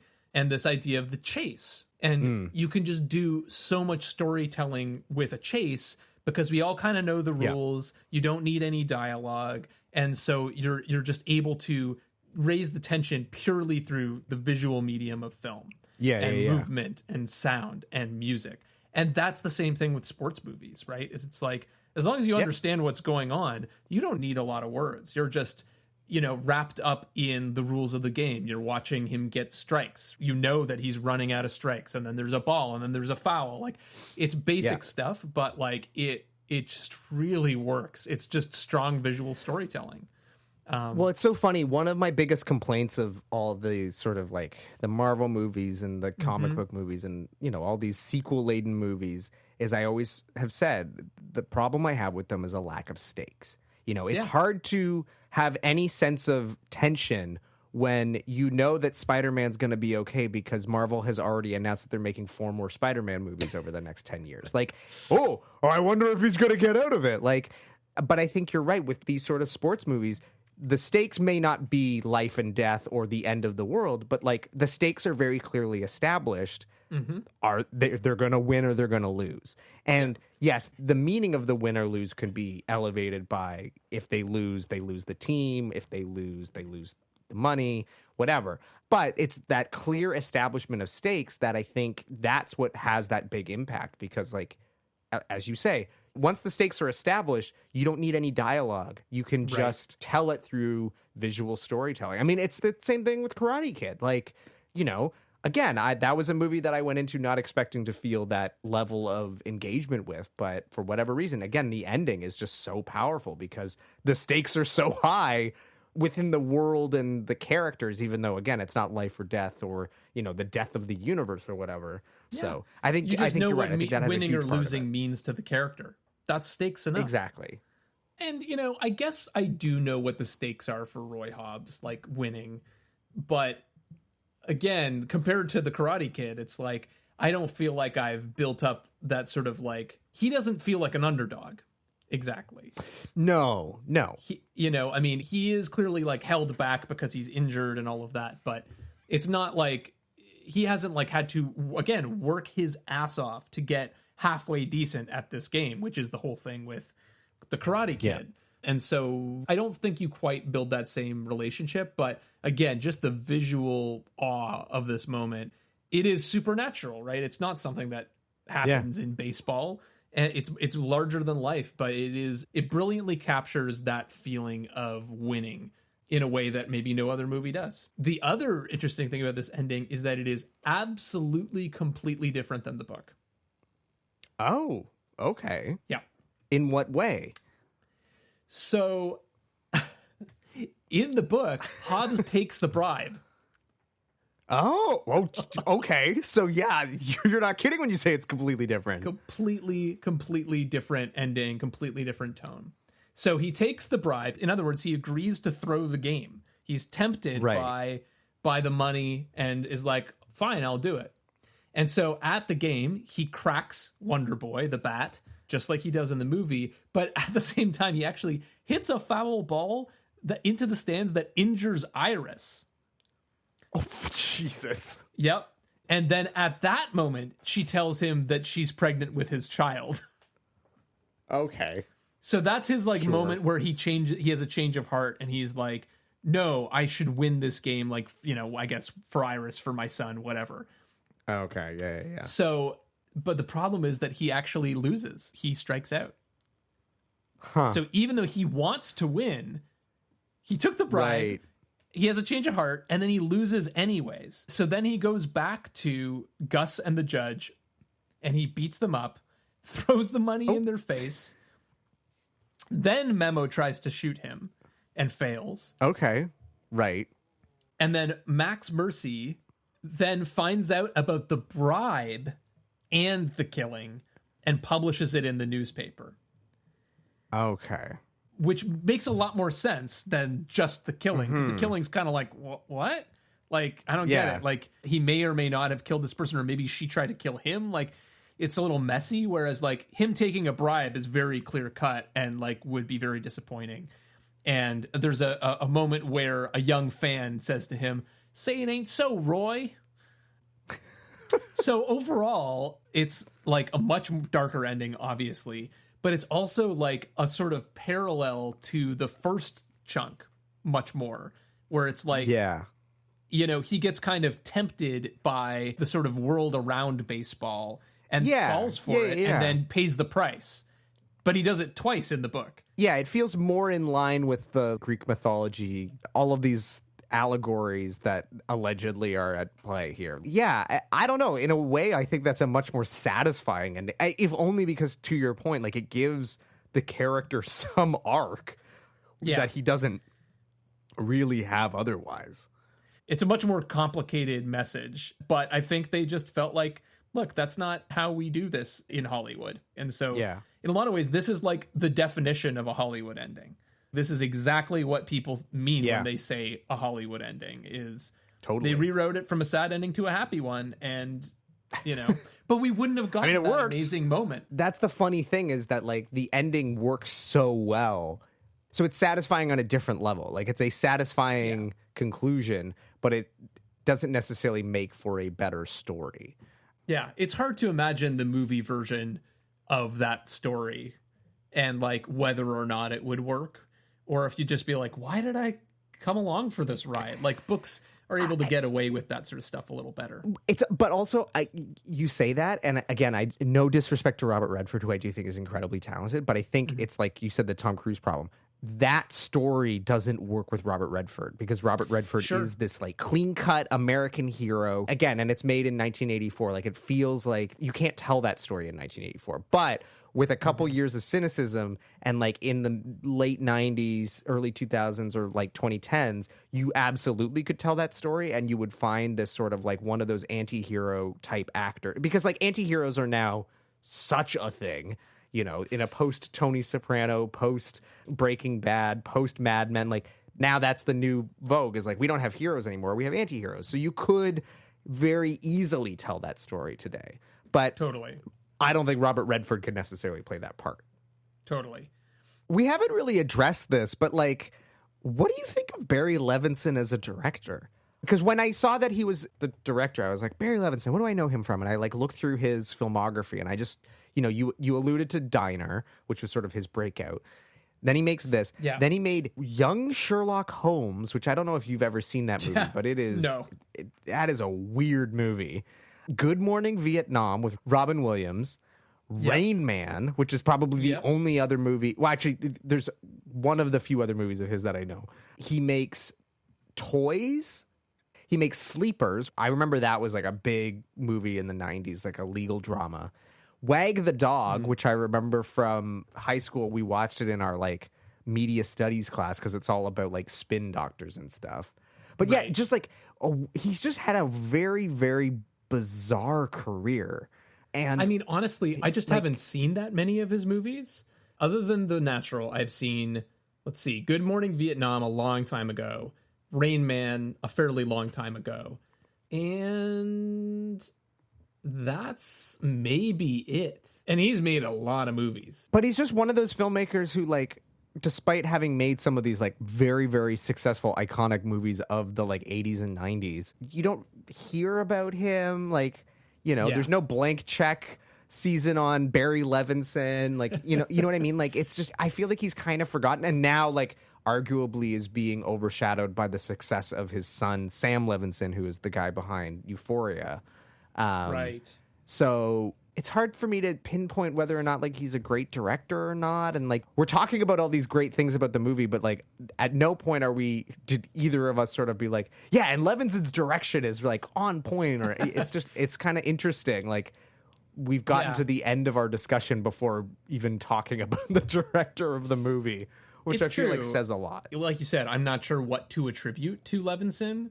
You know, with some directors, you immediately know, like, how their vision is sort of playing a role in this. And it does seem like there are a lot of other important voices that are bringing a lot to this, like, obviously Redford, but also, as you pointed out, like, the cinematographer, and all of that is part of what's making this work.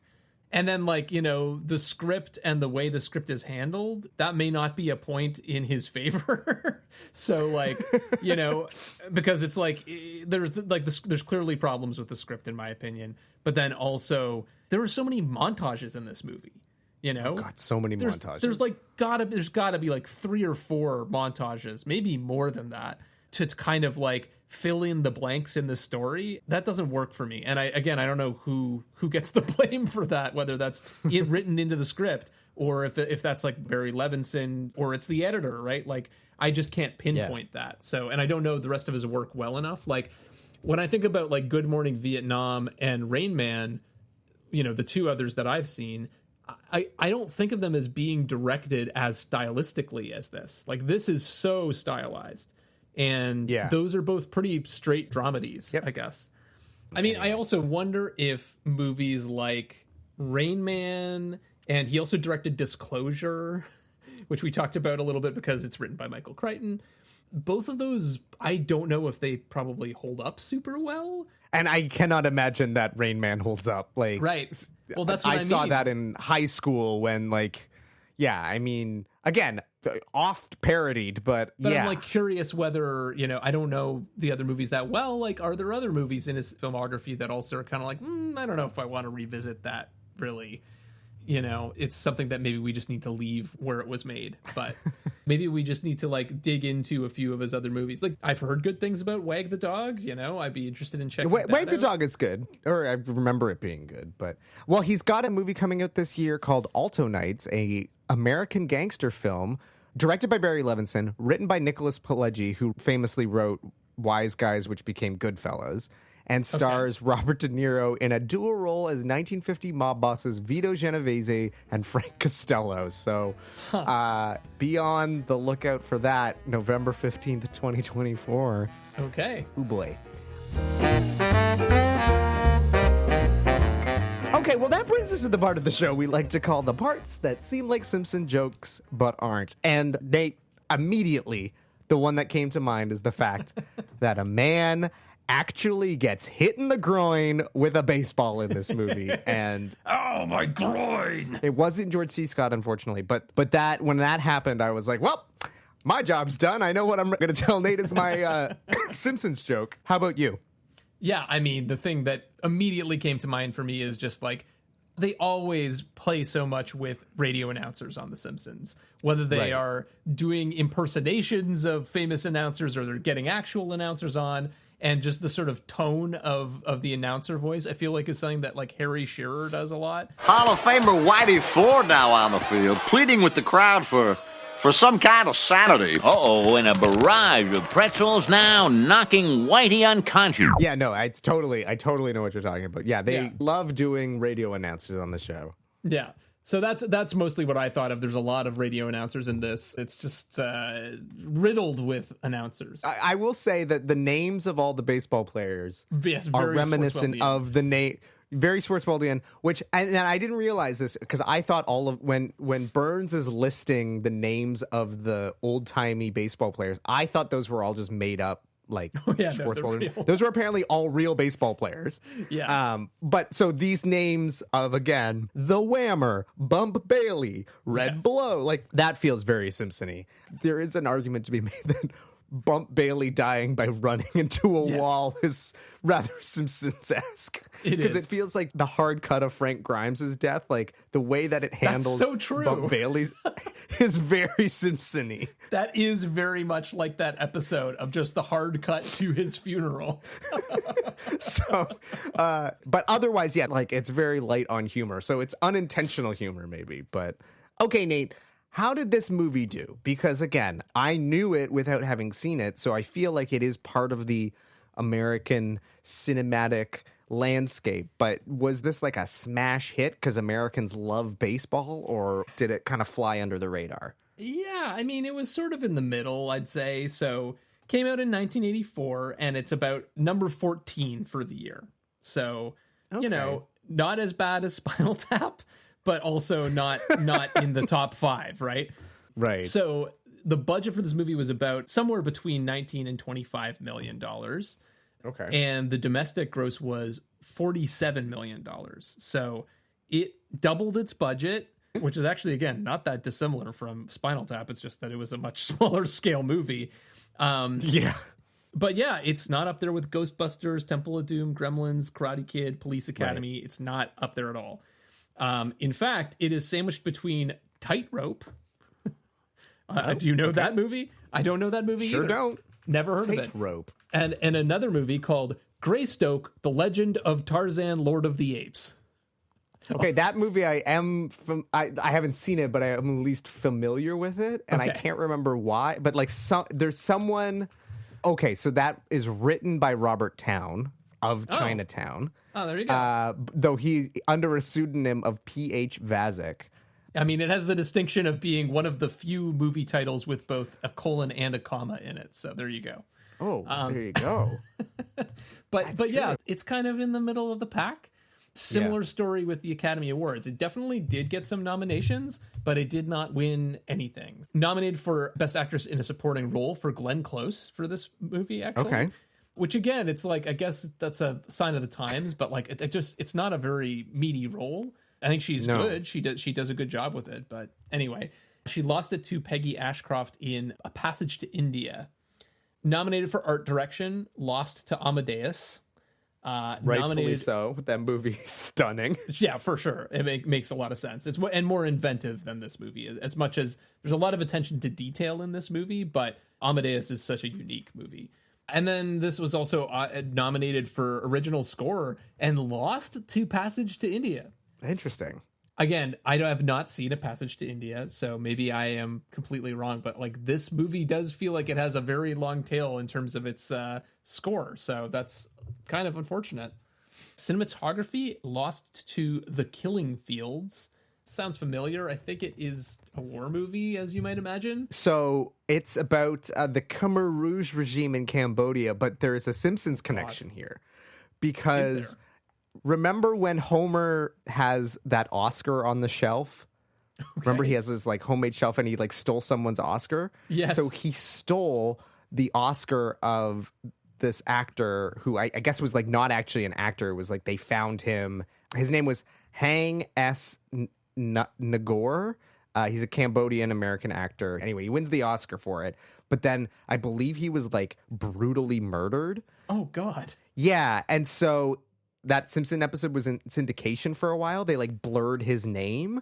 Like they just blurred it out so you wouldn't like see who it was because they didn't want the implication. Because I think he was like beaten to death or something like that. So they didn't want the implication to be that Homer beat him and stole his Oscar. Oof. And so on the home video release, like they eventually like photoshopped out his name and like changed it to somebody else. Anyway, that's the weird Killing Fields connection to The Simpsons. But that's why I know about the Killing Fields is because of the Simpsons trivia. So reviews of this movie.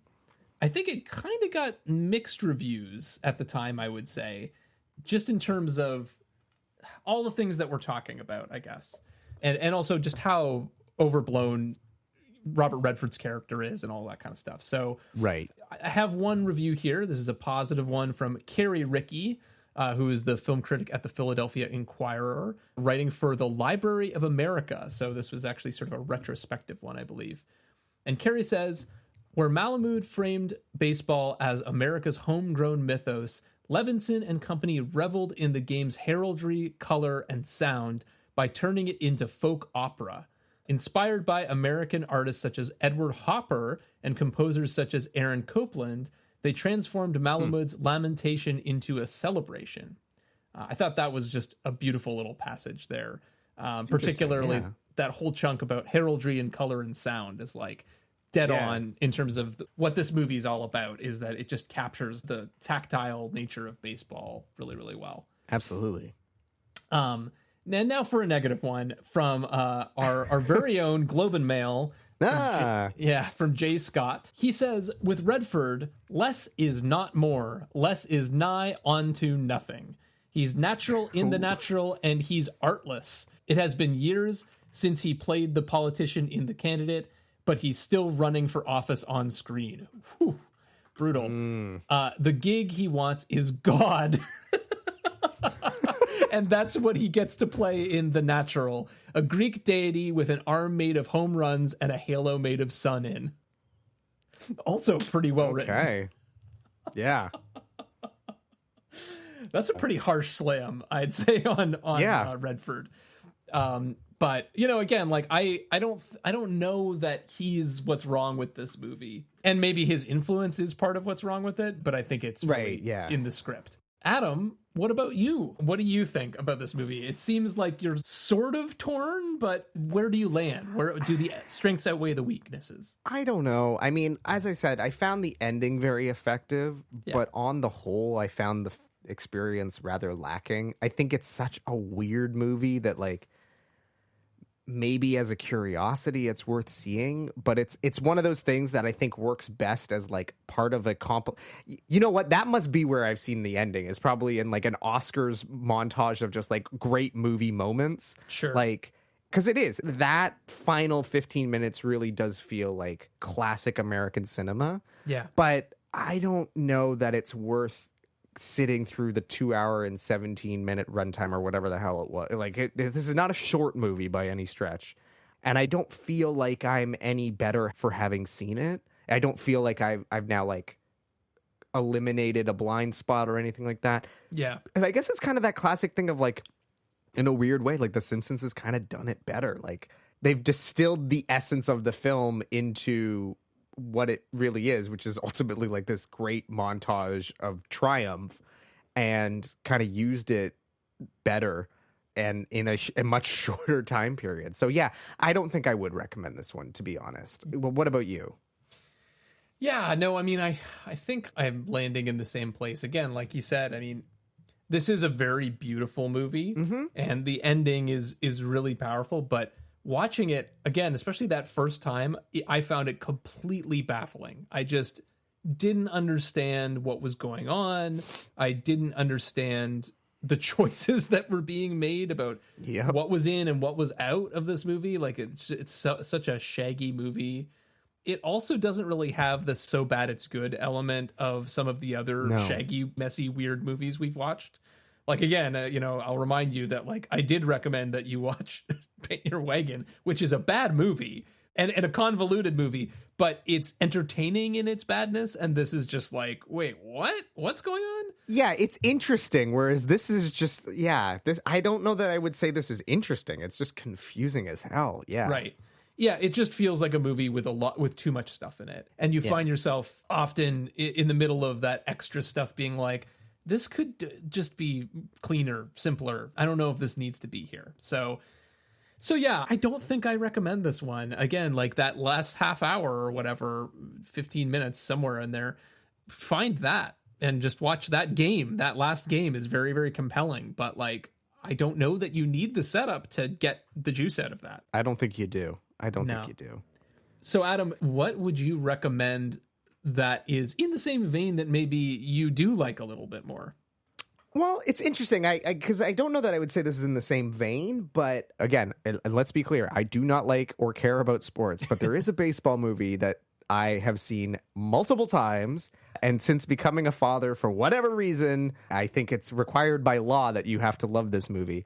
And that movie is Moneyball. And I don't know if it's the Aaron Sorkin of it all or the Brad Pitt of it all, but I love Moneyball. There have been multiple occasions where I've been flipping through TV and Moneyball is on, and I'm like, yeah, I'll watch 5 minutes of Moneyball and then finish watching the whole thing. So I believe my latest Letterboxd review was, I finished watching Moneyball on the train and was tempted to start it from the beginning and watch it all over again. It's just such a watchable movie.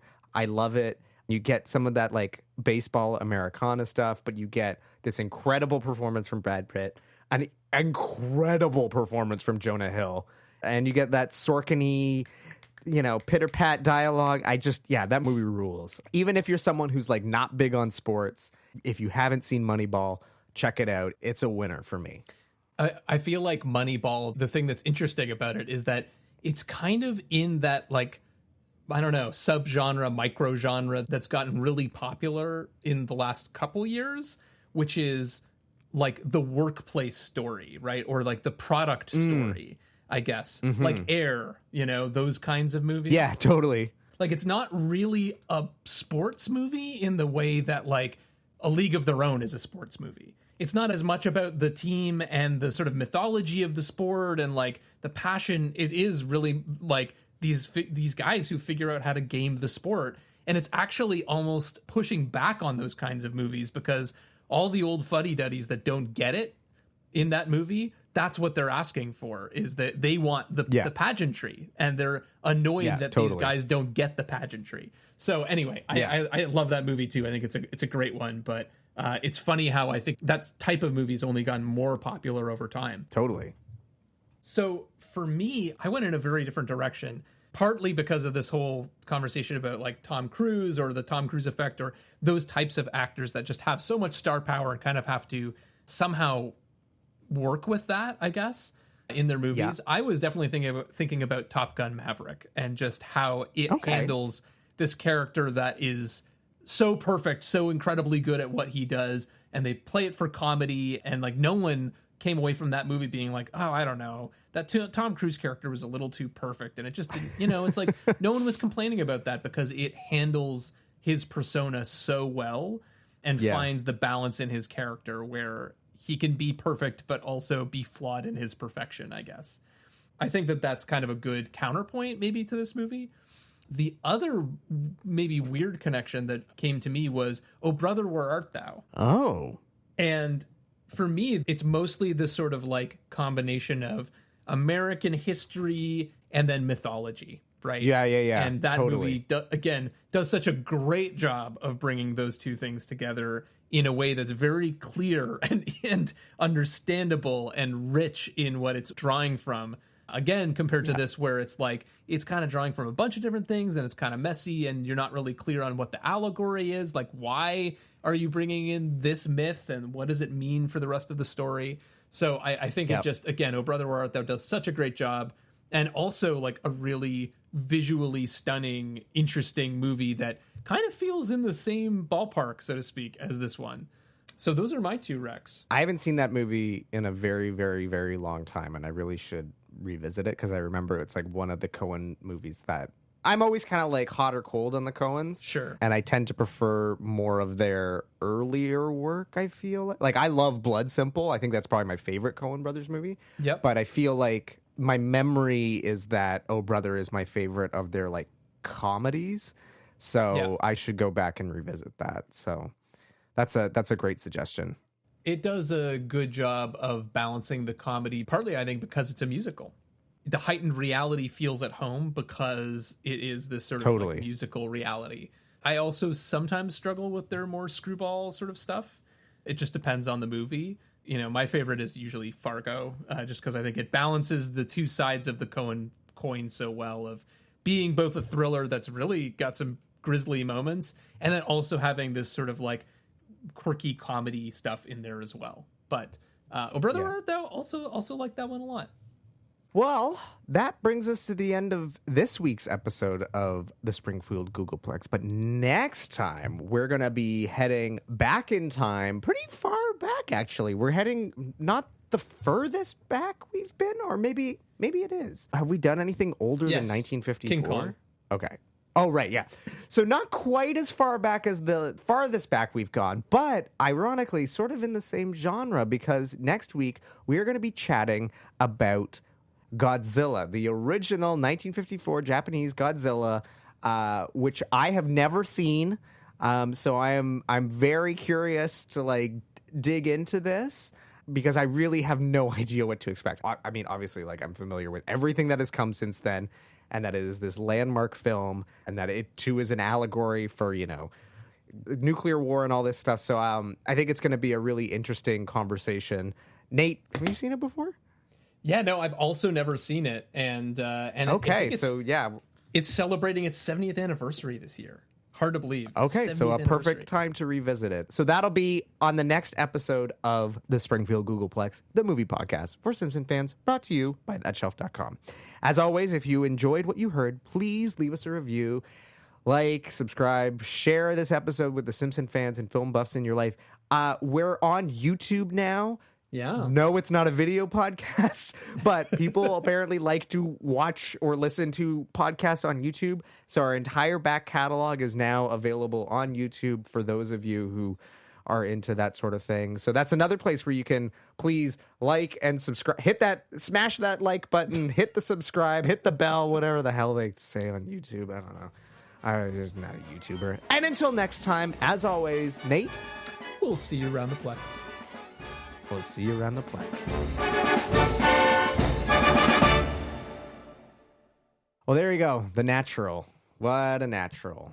What a film. Like, this is such a weird movie, man. Like, it is. I'm still baffled by its reputation. I don't know how anyone can watch this movie and be like, yeah, A+, 5 stars. It's better than Rudy, though.